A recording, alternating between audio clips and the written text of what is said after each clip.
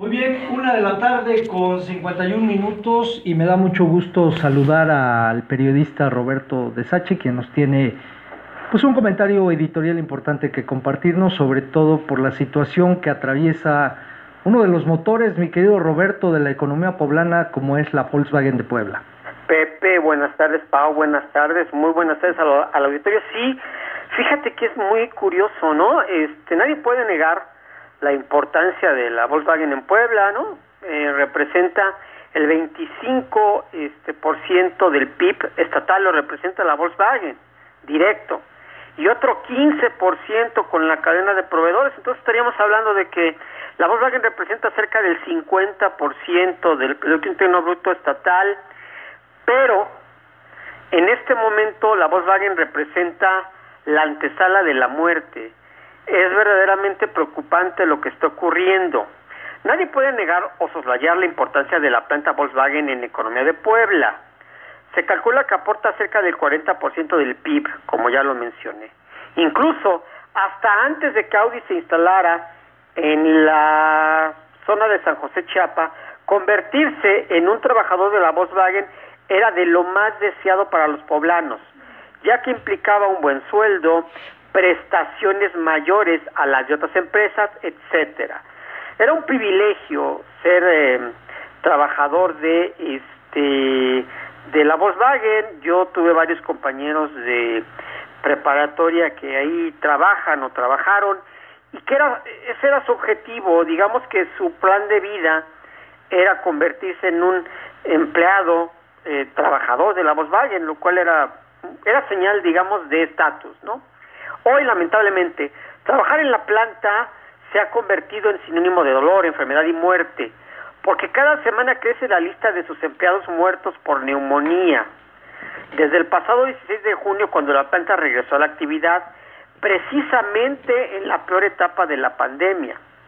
Mucho insistió, y con razón, el gobernador Miguel Barbosa, en que no había condiciones en el estado para que se retomaran las actividades, sobre todo en los sectores esenciales de la economía, como la construcción y las mismas fábricas Audi y la Volkswagen.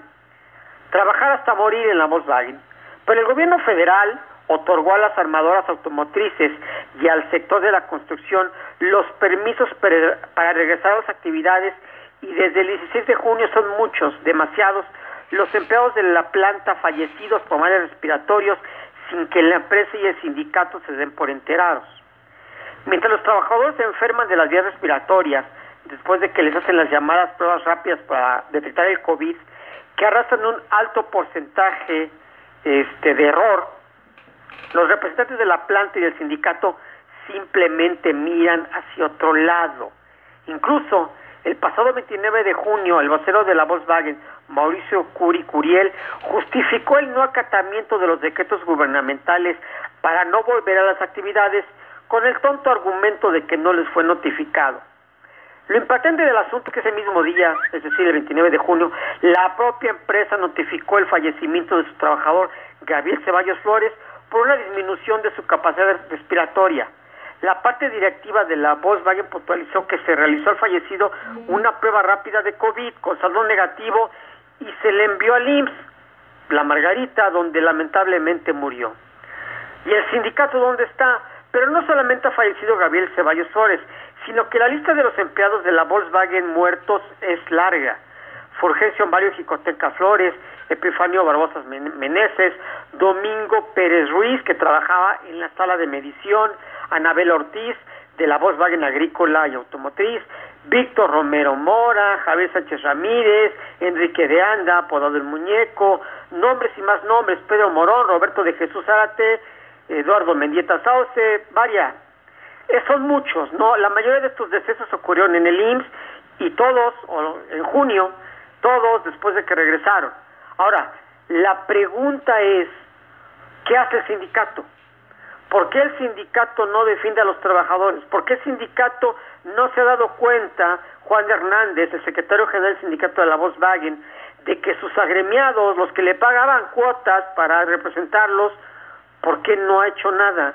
¿Por qué no se ha enterado, no se ha informado que el COVID es una enfermedad mortal, que las pruebas rápidas son tienen margen de error. ¿Qué pasa, no? Hasta ahora nadie de la empresa, ni siquiera de la matriz en Alemania, ha preguntado por esta repentina ola de defunciones de su planta en Puebla.